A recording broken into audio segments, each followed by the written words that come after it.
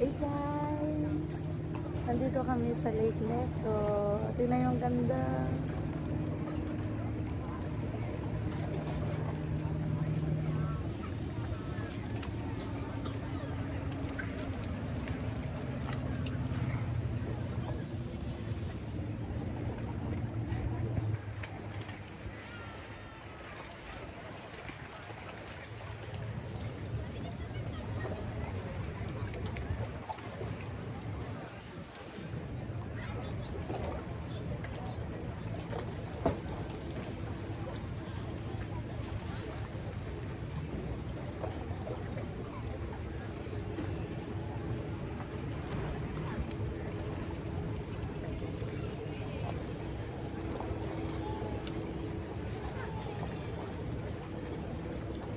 Ciao, ciao!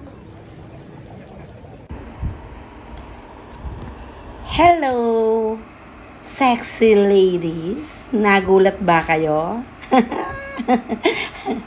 So, eto na naman si Jules Vlog. Paiikutin kayo. Charot!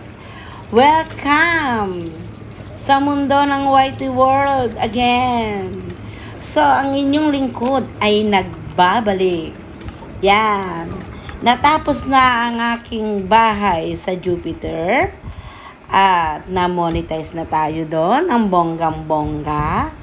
Kaya naman ako'y nagbabalik dito sa aking bahay sa Whitey World para makisaya uli at magbigay ng nakaka-good vibes na pangalangala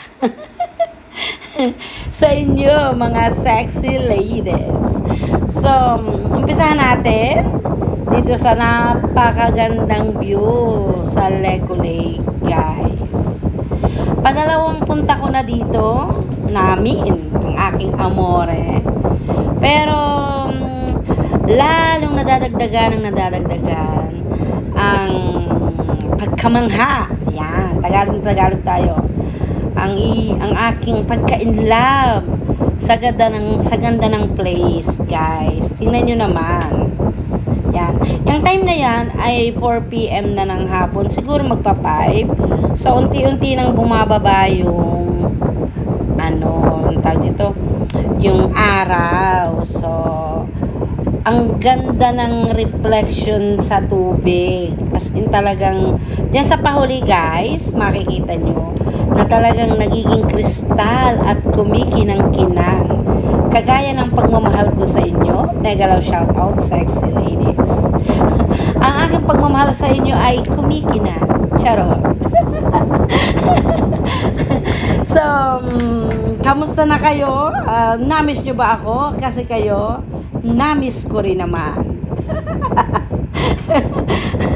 So, yun guys. So, tingnan nyo, napakaganda ng view.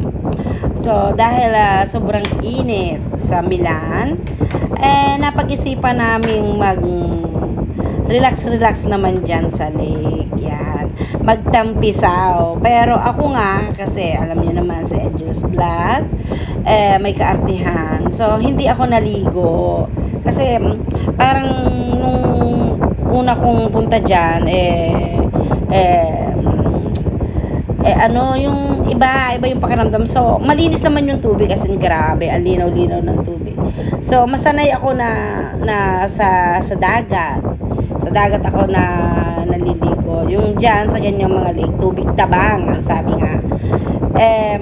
Hindi ako sanay. So, tama na sa akin na busugin ang aking mata sa ganda ng place, guys. Grabe. As in talagang siguro sa mga susunod na panahon, pag bumalik kami dyan, gusto ko rin sumakay sa bangka with my amore. So, itatiming ko lang na maganda yung mood at alam nyo na, hindi natin alam, baka maihulog ako dyan. Charot! So, yan guys, tingnan nyo naman, ang ganda. Hindi ko pa na-experience na sumakay ng ganyan. Ayan nag-uumpisa na. Yan yung time na nagre-reflect na yung araw sa tubig, guys. Tingnan nyo naman, Parang inedit siya, nagkikristal, kumikinang. Kumikinang. Na sana pagkatapos ng video na ito, kuminang din ang bulsa ko. Charot. So, yan guys. So, kaunting maritisan, konting kwentuhan. Matagal-tagal din tayong hindi nagkasama dito dahil nabisi tayo sa FB page. Yan. Pero, magandang balita. Congratulate nyo naman ako. Sabi ganun. Namoni na tayo. So, magkakaroon na tayo ng time dito sa YT para naman makapag-upload at syempre makachikahan at makasama ko naman kayong mga naririto. O, diba? Ang bongga. So, yan. So, ikwento ko sa inyo.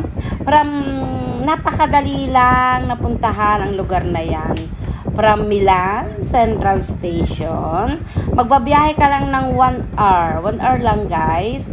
And then, bababa ka sa Lecco. Yan. O, tingnan nyo, guys. O, ang ganda, diba? Napakaganda. Wala na lang kaming time na gagabihin kasi kami kung hihintayin pa namin mismo yung sunset. Pero sure ako, siguro sa mga next na punta namin, gusto ko mahintay namin yung sunset at sigurado akong napakaganda. Nagmamadali kasi kami dahil may appointment pa ang aking amore para sa ticket ng aking anakis. Yan. Tingnan nyo naman guys, ang ganda ng paligid. Yan diba? Yan, yan. Tingnan nyo naman ang mga pabundok dyan. So, talagang mag-i-enjoy ka sa ganda ng view. Yan, diba? So, napakaganda. So, yung pag-weekend,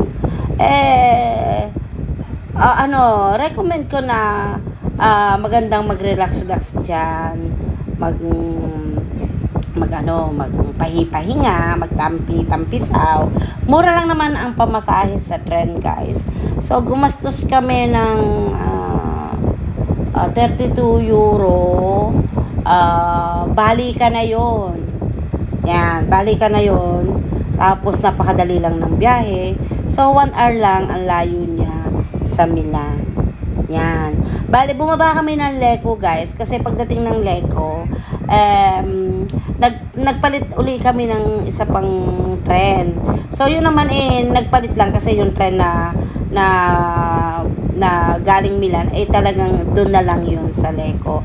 So, nagpalit kami ng isang tren at hindi naman umabot ng 15 minutes ang biyahe, guys. Sunod na station, bababa ka na rin agad at ayun na. So, yung mga gustong pumunta ng mga taga Milan, ang kuhanin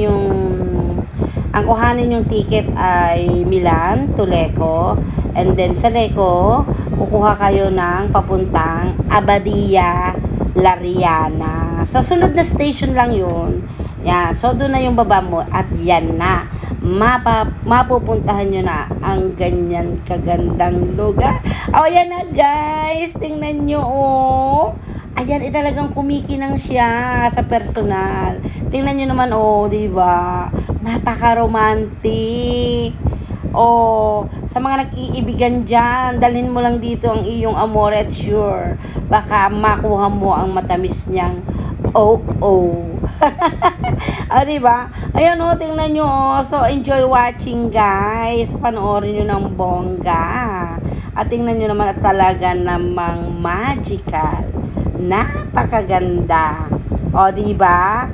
So, yun lang. At enjoy watching. At maligayang pagbabalik sa akin sa YT World. Sorry guys kung nabisi ako, pero asahan nyo, mamalimit na ako dito, diba? So, yun lang. Enjoy watching and God bless. Yan na. Manood na kayo ng bongga. Patapos na yan, guys. So, kaya see you on my next vlog. Yan. Favorite na favorite ko yan. Tingnan nyo naman, guys. Super ganda, diba? So, lalo na pagka yung mismong sunset na talaga. Maaga pa yan ha. 4 to 5 p.m. yan, sure, nung kinuhanan ko. Napatayo ako sa aking kinauupuan nung makita ko na talagang, yan o, kumikinang-kinang-kinang siya. As in, super ganda, di ba? Parang si host lang. Super ganda. Charot. So, yun lang. Mega love shout out kay admin kong mahal. Sa lahat ng sexy ladies na nandito. Sa mga sumusuporta kay Edjus Vlog. I love you all. God bless. Bye-bye.